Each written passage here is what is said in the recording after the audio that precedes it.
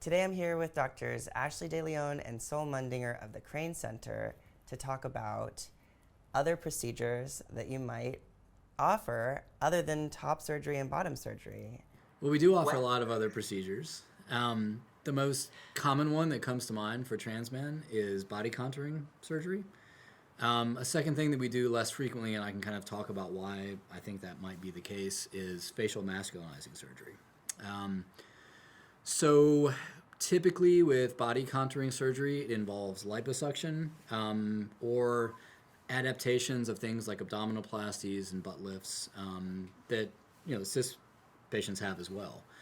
But if you think about kind of your kind of standardized feminine body shape, there is more fat distribution on the lateral hips, hourglass shape, inner thigh.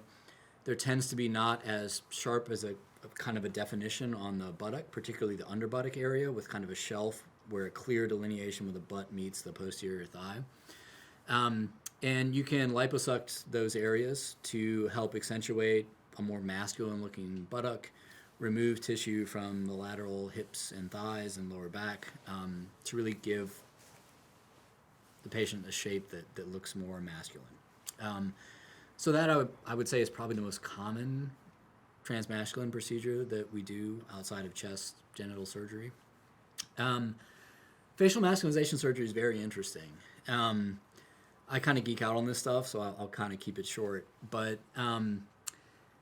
men get a pass on their face. There is a very wide variability in what reads as a masculine face. And the converse is absolutely not true for what reads as a feminine face. So the variability that our brains tolerate when we look at another face and are basically make a snap judgment that's not under our volitional control to read that face as male or female, that variability is much broader for male faces, much narrower for feminine faces.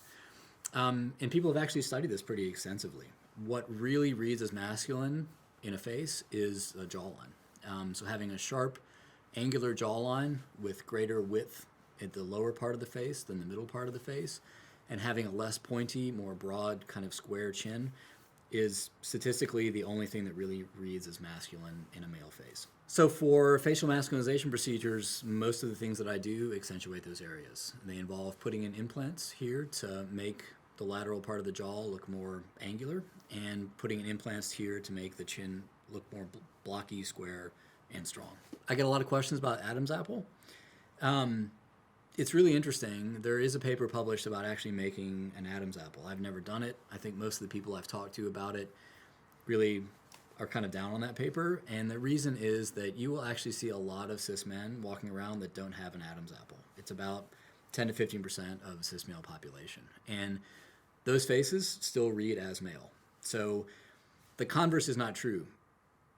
If you are a trans woman with an Adam's apple, the presence of an Adam's apple always reads as male. The absence of an Adam's apple does not read as female.